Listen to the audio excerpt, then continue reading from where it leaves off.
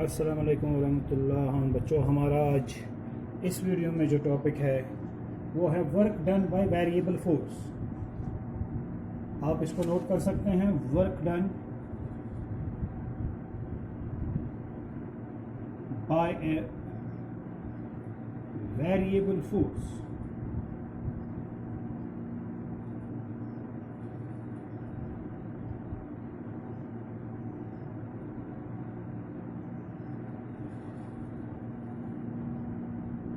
देखिए, जो हमने इससे पहले वर्क मेजर करने का तरीका आपको बताया, उसमें क्या था? उसमें work is equal to F dot S और work is equal to F S cos theta. ठीक है ना? ये तरीका हमने आपको बताया वर्क को मेजर करने का। मगर आप जब ये ऐसे वर्क मेजर करते थे तो आपके लिए फोर्स का एक वैल्यू होता था, यानी फोर्स आपका था 1 न्यूटन, 2 न्यूटन, 3 न्यूटन, 0.5 न्यूटन, ऐसा कुछ। और जो डिस्प्लेसमेंट हो रही थी उसका एक वैल्यू हुआ करता था, थीटा का कोई एक वैल्यू हुआ करता था, और आप यहाँ पर वर्क उससे निकाल सकते हैं।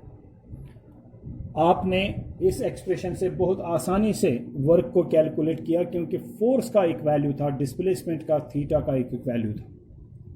मगर अब ये हो सकता है कि जब आप फोर्स अप्लाई कर रहे होते हैं तो वो एक कांस्टेंट फोर्स नहीं होता है, बल्कि वो टाइम के साथ साथ या पोजीशन के साथ साथ डिस्प्लेसमेंट के साथ साथ इवन चेंज होता है। फॉर एग्जांपल, आप एक हॉकी प्लेयर को ले लीजिए, जिसके हाथ में एक हॉकी है, और उस हॉकी से वो जो बॉल होता है, जिस बॉल से हम खेलते हैं, हॉकी स्टिक से वो उस बॉल को धीरे धीरे आगे बढ़ाता है, और वो अपने फोर्स को लगातार चेंज करता रहता है। कभी उसका फोर्स मैग्नीट्यूड में ज़्यादा रहता है, कभी कम रहता है, लेकिन वो डिफरेंट इंस्टेंट्स ऑफ टाइम पर या डिफरेंट पोजीशंस पर डिफरेंट फोर्स अप्लाई करता रहता है। तो क्या ये एक कांस्टेंट फोर्स है जो उसने इस बॉल पर अप्लाई किया? नहीं, ये कोई कांस्टेंट फोर्स नहीं है। इस फोर्स का वैल्यू जो है चेंज हो गया। मैं इस तरह से मान लेता हूं कि अगर ये मान लीजिए ग्राउंड है, और इस ग्राउंड पर इस तरह से एक बॉल है, और एक हॉकी स्टिक से हम इस बॉल को आगे बढ़ा रहे हैं। बॉल यहां तक पहुंच गया, मगर यहां से यहां तक आने के बाद यहां से यहां तक इसको हमने लाया 0.5 न्यूटन फोर्स से। फिर यहां से यहां तक हमने इसको लाया 0.2 न्यूटन फोर्स से। फिर यहां से यहां तक हमने इसको लाया 0.3 न्यूटन फोर्स से। अब आप बताइए, हमने इस बॉल को in the direction of force तो हम लेके गए, लेकिन उस फोर्स का एक वैल्यू नहीं था, उस फोर्स के डिफरेंट वैल्यूज थे।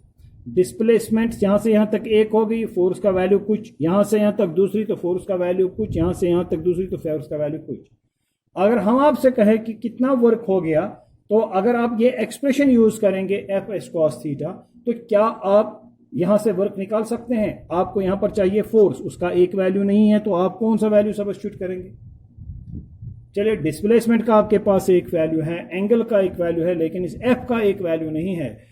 जब हम कोई फोर्स किसी बॉडी पर अप्लाई करें, उसकी वजह से डिस्प्लेसमेंट हो जाए, यानी अगर उस फोर्स की वजह से कोई वर्क हो जाए और वो फोर्स अगर मैग्नीट्यूड में चेंज हो जाए, तो हम उसको वेरिएबल फोर्स कहते हैं। और जो वर्क वहां पर होता है, उस वर्क को हम कहते हैं, ये वो कौन सा वर्क है? Work done by a variable force.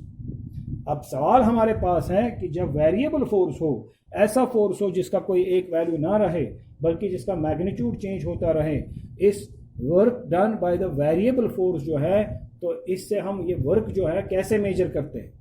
हम कैसे वर्क मेजर करेंगे इस वेरिएबल फोर्स की मदद से? आज ये मेरा 6th क्लास है। मैं 6 क्लासेस दे चुका हूँ, 5 अभी तक दे चुका हूँ, 6ठा है ये। थोड़ा सा मेरा गला सूख रहा है। आप लेकिन कोई मुझे फिर से नोटिस फ़ोन करते हैं, आपकी आवाज़ नहीं थी, कोई और पढ़ा रहा था। नहीं, मेरी आवाज़ है, मैं पढ़ाता हूँ, तो लेकिन थोड़ा सा गला सूख जाता है क्योंकि नंबर ऑफ़ क्लासेस ज़्यादा। ये इसलिए ज़्यादा क्योंकि मैं पिछले दिनों बीमार रहा और मैं उसको कंपनसेट करने की कोशिश कर रहा हूँ। और आपको दो दो तीन तीन क्लासेस, एक एक क्लास को, यानी 11th क्लास को 3 क्लासेस, 12th क्लास को 3 क्लासेस देने की कोशिश कर रहा हूँ। बहरहाल आप मेरे साथ कोऑपरेट करेंगे और आप भी इतनी तेज़ी से ही इन वीडियोस को देख लीजिए जितनी तेज़ी से मैं ये अपलोड कर रहा हूँ। तो हमें क्या निकालना है इस वक्त, क्या स्टडी करने जा रहे हैं? Work done by a variable force. क्या होता है work done by a variable force? Sometimes the applied force changes in magnitude and the body moving in the direction of force, जो बॉडी मूव कर रही होती है in the direction of force, ठीक है, but the work done by such a body, जो work होती हैं इस बॉडी से, ठीक है ना, cannot be calculated from the expression fs cos theta because we don't have one value for force. So we have to find out some indigenous way to find out this work done by variable force. हमें कोई और तरीका ढूंढना पड़ेगा, ठीक है, ये work निकालने के लिए जो वर्क एक वेरिएबल फोर्स जो है वो कर रहा हो, ठीक है। तो इसके लिए हमारे पास एक तरीका है, आप यहाँ पर देख लीजिए। देखिए, एक से तरीका ये हो सकता है कि देखिए अगर आपके वेब फोर्सेज ये हैं तो आप एवरेज फोर्स निकाल सकते हैं। एफ मीन फोर्स है एवरेज फोर्स, तो इन सारे फोर्सेस को ऐड करके आपको मीन निकलेगा। ये एक तरीका है कि मैथमेटिकल वे है। और मान लीजिए कि मीन आपका जो है, यानी इस फोर्स का जो एवरेज जो फोर्स है आपका, उसका वैल्यू है एफ बार मान लीजिए। और अगर छोटी सी एक डिस्प्लेसमेंट एक फोर्स हुई यहाँ से यहाँ तक हुई है डेल्टा एक्स, तो आप वर्क निकाल सकते हैं small work delta W is equal to mean force F bar into delta x. ये क्या हो गया? फोर्स इनटू डिस्प्लेसमेंट, ठीक है ना, और स्मॉल अमाउंट ऑफ वर्क। लेकिन ऐसे ये फिर मैथमेटिकल रहेगा और इसमें फिर आपको एवरेज फोर्स जो है वो निकालना पड़ेगा। हम एक ग्राफिकल तरीका भी कर लेते हैं, वो ये है। देखिए, हम एक ग्राफ प्लॉट करते हैं किस किस के दरमियान? हम फोर्स और डिस्प्लेसमेंट के दरमियान जो है ग्राफ प्लॉट करेंगे। अब यहां मैं डिस्प्लेसमेंट जो है वो एक्स से डिनोट करता हूं, एस से नहीं। छोटी डिस्प्लेसमेंट को मैं डेल्टा एक्स से डिनोट करूंगा या फिर डी एक्स से डिनोट करूंगा, ठीक है।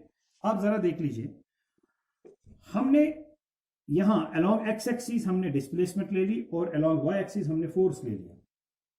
जब ये फोर्स मैग्नीट्यूड में चेंज होता है तो हम क्या करेंगे? हम एक ग्राफ प्लॉट करेंगे कि हमारे फोर्स का वैल्यू क्या था, उस वक्त डिस्प्लेसमेंट क्या थी, फोर्स क्या था, डिस्प्लेसमेंट क्या थी, फोर्स क्या था, डिस्प्लेसमेंट क्या थी। तो जब हम उन पॉइंट्स को प्लॉट करेंगे हमें एक ग्राफ मिलेगा, एक कर्व मिलेगा। मान लीजिए ये इस तरह से कर्व है। तो इस कर्व के होने का मतलब ये है कि यहाँ पर फोर्स कुछ, यहाँ पर कुछ, फिर वो इंक्रीज हो गया, फिर और यूनिफॉर्मली वो फोर्स इंक्रीज नहीं हो रहा है। अगर फोर्स यूनिफॉर्मली इंक्रीज होगा तो वो ग्राफ इस तरह से बनेगा, ठीक है ना।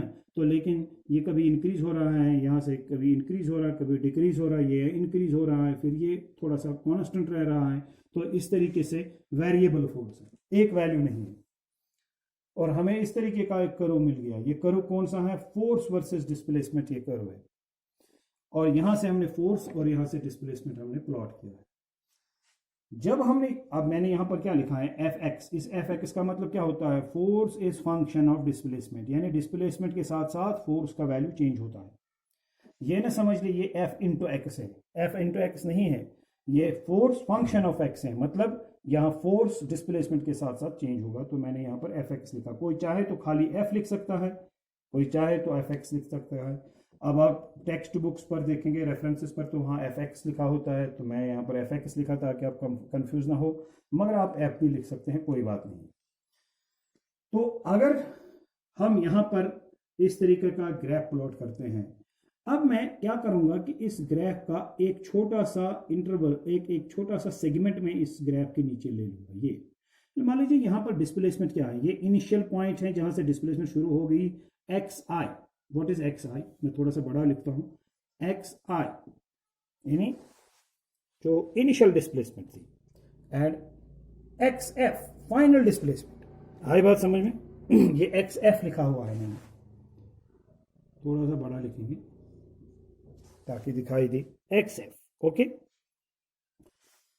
तो ये बॉडी मान लीजिए ये पॉइंट, ये पॉइंट जो ग्राफ पर है, तो ग्राफ होते होते यहाँ तक पहुंच जाता है, ये फाइनल पॉइंट है, और यहाँ पर डिस्प्लेसमेंट क्या थी एक्स आई, यहाँ पर डिस्प्लेसमेंट क्या है एक्स एफ, और फोर्स यहाँ से यहाँ तक चेंज हो गया, वेरिएबल फोर्स है।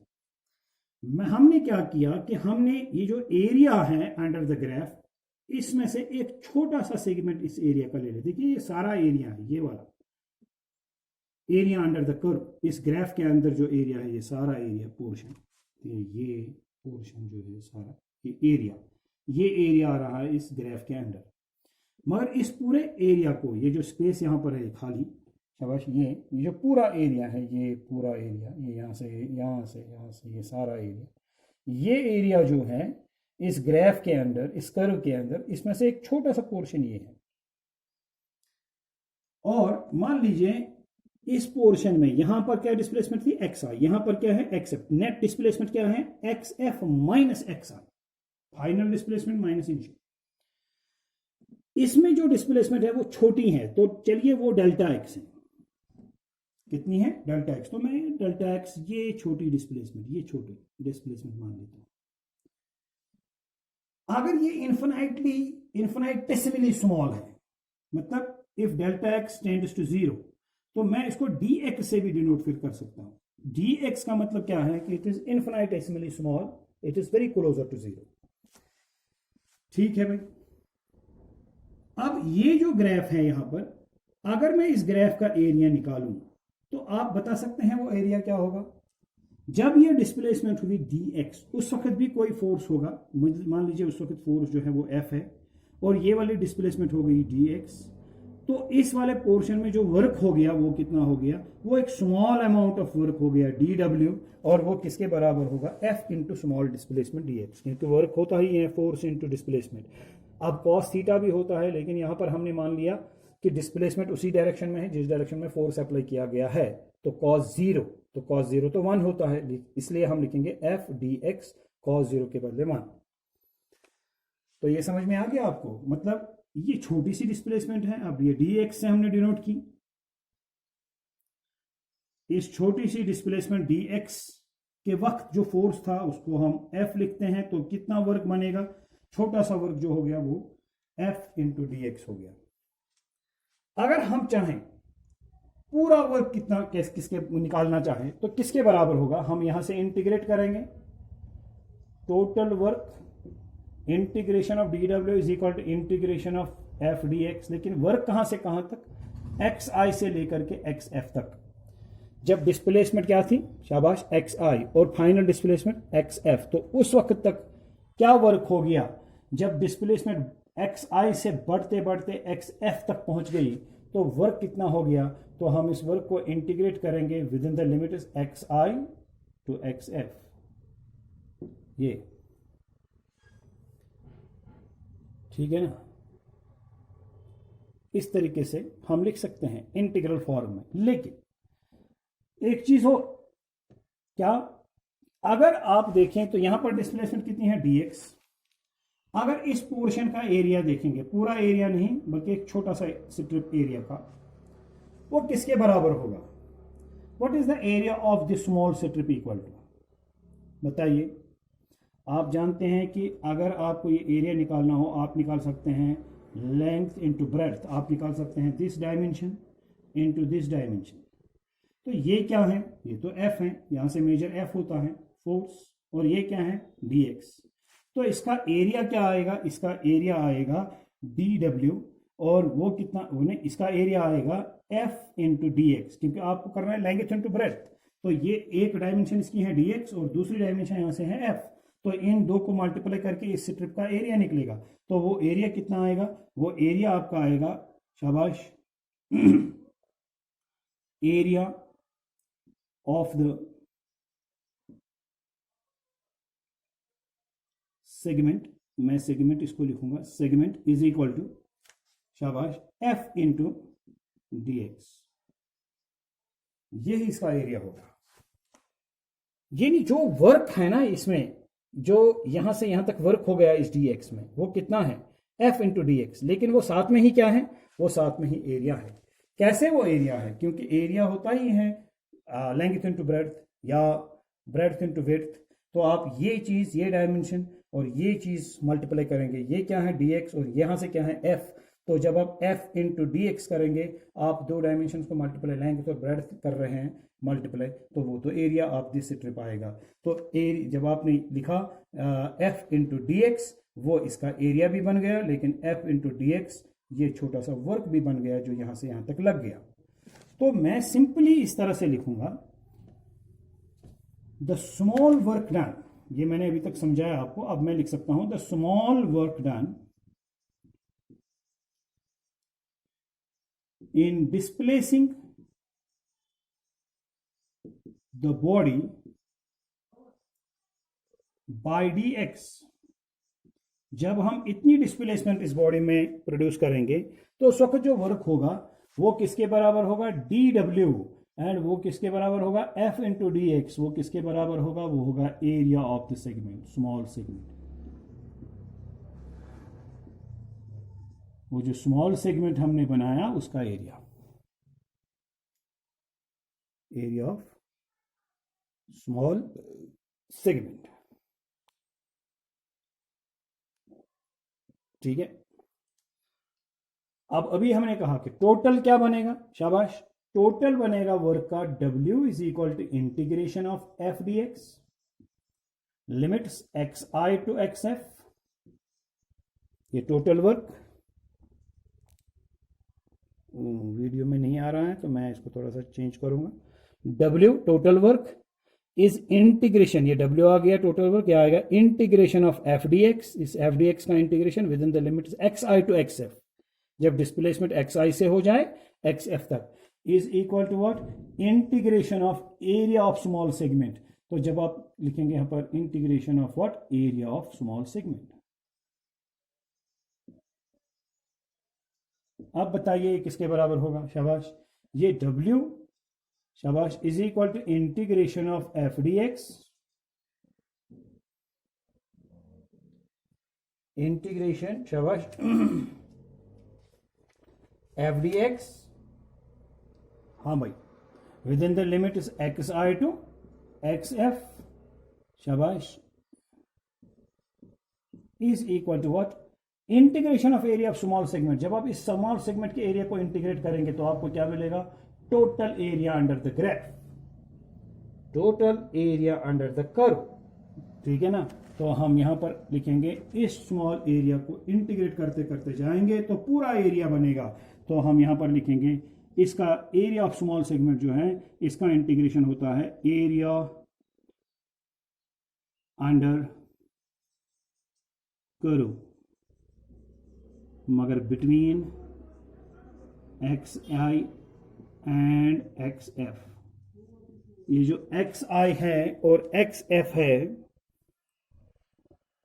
शाबाश, क्या लिखा मैंने, W is equal to integration of F D x with in the limit is x I to x f is equal to area under करो, क्योंकि छोटे सेगमेंट के एरिया को जब इंटीग्रेट करेंगे हमें मिलेगा एरिया पूरे कर्व के अंडर जो एरिया है वो मिलेगा, शाबाश, area under the curve between X I and x F, X I और एक्स एफ के दरमियान, यानी इस पॉइंट और इसके दरमियान जो एरिया आएगा कर्व में, तो वो बन जाता है, शाबाश, टोटल वर्क। इसका क्या मतलब हुआ, इसका मतलब ये हुआ कि भाई अगर आपके पास एक वेरिएबल फोर्स है और वो वेरिएबल फोर्स से आपको वर्क निकालना हो तो आप ग्राफिकली वो निकाल सकते हैं, और आपको एक स्ट्रिप का एरिया इंटीग्रेट करना है, या फिर आप वो जो कर्व डालेंगे उस कर्व के अंडर जो एरिया आएगा उसको नाप लें, उसको मेजर करें, वही वर्क है। अब मुझे एफ मेजर नहीं करना, अब मुझे कोई और चीज मेजर नहीं करनी है, मुझे क्या करना है, मुझे इस कर्व को, मुझे सिर्फ एफ और एक्स के दरमियान, मुझे एफ के बहुत सारे वैल्यूज मेरे पास थे, डिस्प्लेसमेंट बढ़ रही थी, तो मैंने ग्राफ प्लॉट किया एक्स और एफ के दरमियान।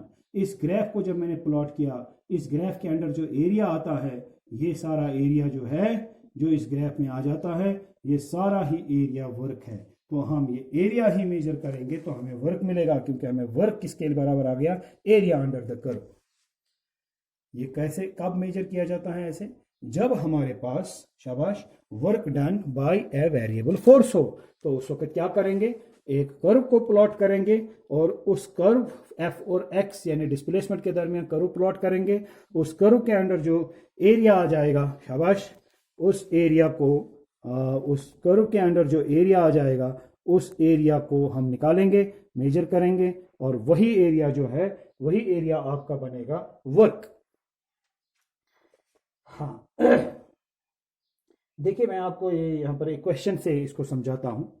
आपको नोट्स पर ये सब कुछ है, जो हमने नोट्स आपको दिए हैं वो आप देख लीजिए और उन नोट्स से ही आपको ये मिलेगा।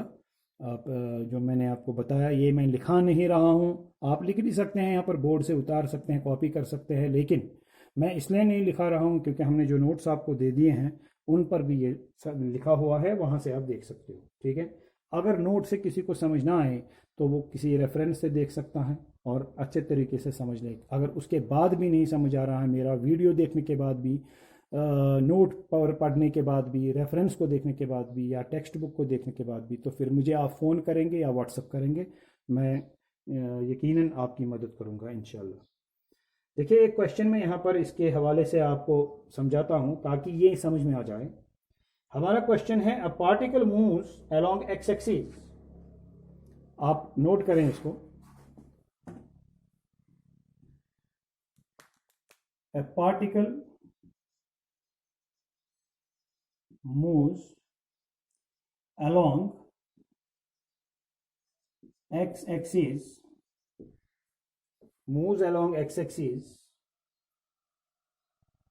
from x is equal to 0 to x is equal to 4 centimeters, 4 meters, under the influence of a force, under the influence of a force। वो फोर्स कौन सा है? F is equal to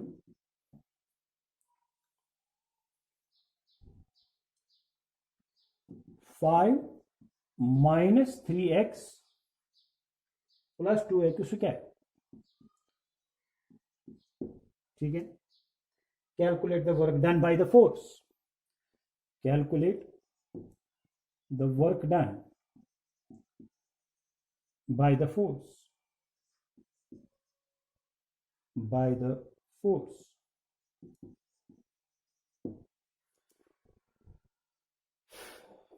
अब जरा बताइए ये पहले कांस्टेंट फोर्स है या वेरिएबल? x का वैल्यू क्या है? 0, इनिशियल वैल्यू। x चेंज हो रहा है, पार्टिकल मूव कर रहा है along x axis from x is equal to 0 यानी इस ओरिजिन से to x is equal to 4 metres. तो x का वैल्यू चेंज हो गया, कहां से कहां? 0 से 4 तक, यानी 0 1 2 3 ये मान लीजिए 4 तक चेंज हो गया। तो x क्या है? चेंज हो रहा है। और फोर्स क्या है? 5 minus 3x plus 2x square. ये तो फोर्स x पर डिपेंड कर रहा है। x 0 होगा तो फोर्स का एक वैल्यू होगा, x 1 होगा तो फोर्स का दूसरा वैल्यू होगा, x 2 होगा फोर्स का कुछ और वैल्यू होगा। x के वैल्यूज चेंज हो जाएंगे फ्रॉम 0 टू 4 तो फोर्स के भी वैल्यूज चेंज हो जाएंगे। तो इसका मतलब ये फोर्स कांस्टेंट फोर्स नहीं है, ये एक वेरिएबल फोर्स है। अब अगर ये वेरिएबल फोर्स है, आपको वर्क ढूंढना है तो कैसे ढूंढेंगे? वेरिएबल फोर्स में वर्क किसके बराबर होता है?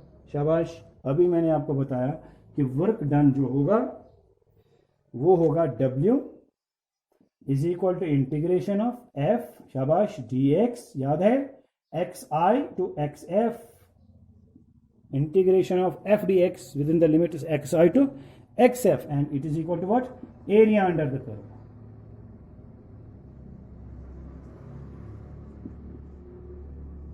ठीक है भाई, अब मैं इसको कैसे करूंगा? देखिए मैं कैसे करूंगा। W is equal to integration of what is f? f is 5 minus 3x plus 2x square into dx। आपका xi क्या है? इनिशियल वैल्यू ऑफ x क्या है? 0। फाइनल वैल्यू ऑफ x क्या है? 4। तो xi क्या है? 0, xf आपका है 4। तो हम लिखेंगे xi के बदले 0, xf के बदले 4। अब इसको इंटीग्रेट करेंगे तो आपको वर्क मिलेगा। तो देखिए W is equal to integration of 5 dx minus 3x dx plus 2x square dx, the limits are 0 to 4 everywhere. हर जगह पर 0 to 4 है लिमिट्स। ये मैंने इस इंटीग्रल को स्प्लिट कर दिया, ठीक है ना। आगे बढ़ते हैं। w इज इक्वल टू शाबाश 5x 0 to 4, इंटीग्रेशन याद है, शाबाश 3, यहाँ आएगा x square by 2, limits 0 to 4, और यहाँ आएगा 2, यहाँ आएगा x rays power 3 by 3, 0 to 4, power plus 1 divide by power plus 1, ठीक है भाई। तो ये आ गया w इज इक्वल टू 5 बाहर, यहाँ x के बदले अपर लिमिट 4, माइनस x के बदले लोअर लिमिट 0, माइनस 3 बाई 2, ये 2 बाहर आएगा, अंदर क्या बचा x स्क्वायर, x के बदले अपर लिमिट 4 और स्क्वायर, फिर इसी x के बदले लोअर लिमिट माइनस करके 0 और ऊपर स्क्वायर, ये आ गया प्लस 2 बाई 3, फिर यहाँ x के बदले अपर लिमिट 4 और क्यूब माइनस फिर x के बदले लोअर लिमिट 0 और ऊपर क्यूब। इसको सॉल्व करेंगे, w is equal to 20 minus 16 by 2, that is 8, 8 3s are 24, plus this is 16 into 6, that is 64, 64, and this is 164, 128 divided by 3, okay, and this comes out to be equal to ये कितना आएगा, ये 20 minus 24 minus 4 128 divided by this is w is equal to, आप इसको check करेंगे फिर 38.67 joules, क्योंकि work है और सब कुछ यहाँ फोर्स वगैरह डिस्प्लेसमेंट मीटर्स में दी हुई है, फोर्स न्यूटन्स में दिया है, तो लिहाजा वर्क जूल्स में आएगा। तो इस तरीके से हम इसको करते हैं। तो ये हो गया work done by a variable force. थोड़ा सा ये वीडियो मिस हो रहा है तो मैं इस तरह से आपको दिखाऊंगा। ठीक है भाई, खुश रहिए, आगे हम करते रहेंगे और